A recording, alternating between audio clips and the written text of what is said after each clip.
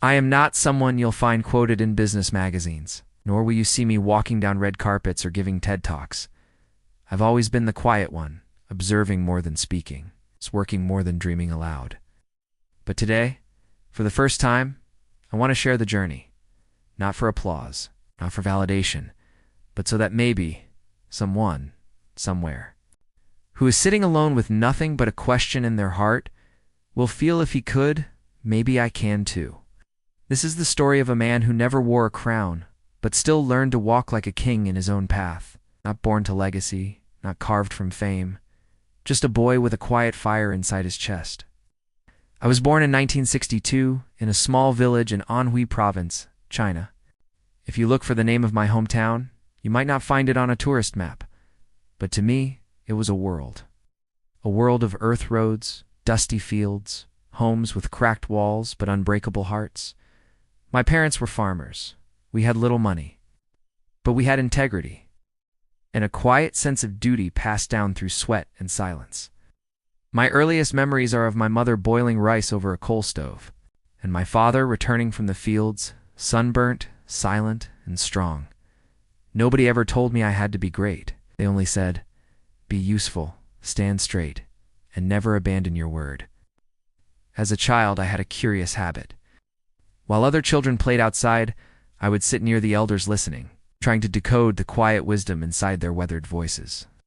Sometimes I'd wonder, why are some people always stuck, while others seem to climb out quietly, without fanfare? I had no answer then, but I carried that question with me for years. I did not grow up near factories, nor among entrepreneurs. All I saw were hands working, breaking, healing again. And in between those long days, I made myself a silent promise. One day, I will find the door that no one around me can see. In the early 1980s, when China was just beginning to reform, I found my first job at the People's Bank of China. It was not glamorous nor innovative, but it was structure. And structure for a village boy like me was a ladder.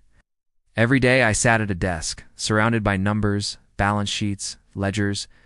But while others just completed forms, I read between the numbers.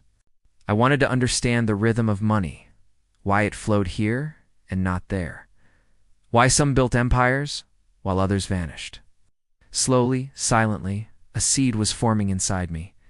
And that seed said, "Lu, if you understand how money works, you'll never be at its mercy." In the mid-90s, China was changing fast. People were rushing toward technology, but I was watching something else: batteries. Yes, batteries. I had this strange thought. If the world's future is mobile cars, phones, cities, then the silent force inside all of it will be energy. And so, when many laughed, when people said, "You're betting on wires and chemicals," I smiled quietly, because I wasn't betting on materials. I was betting on the future. I invested in a small company, not as a public figure, but as someone who believed in potential others couldn't yet see. That company was called BY, to build your dreams. Back then, that's all it was. A dream, fragile and uncertain. Most people still thought of China as the world's factory, not a place where tech giants could rise. But I didn't believe in.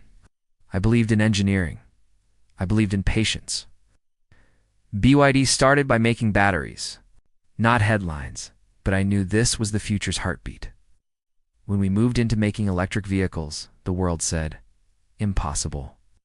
Even inside China, the auto industry was ruled by giants. What could a battery company possibly do? But I had learned something in my years in banking. Big players lose not because they're wrong, but because they stop listening. And we listened. To engineers, to users, to the earth beneath our feet. Years passed. Mistakes happened. Failures came like storms, but we didn't stop.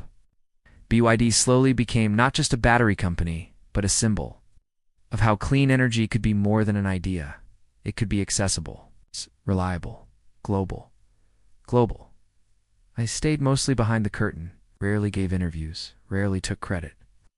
But inside I knew. The boy from Anhui had finally found the door. People often assume revolutions start with noise. But sometimes the deepest changes come from men who never raised their voices. When Warren Buffett invested in BYD, the world turned its gaze. But I had been watching this dream for decades, growing, trembling, solidifying. BYD is now building not just electric cars, but solar farms, monorails, energy storage. We are not selling vehicles. We are reshaping how the world moves.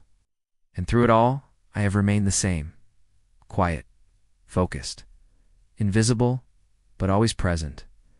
I never wanted to be the loudest in the room. I just wanted to ensure the room had light. Today, when I walk past a BYD car on the road or see children step into our electric buses, I feel no pride. I feel peace because I know it started in silence and bloomed through relentless clarity. If you ask me what success is, I won't say wealth or fame.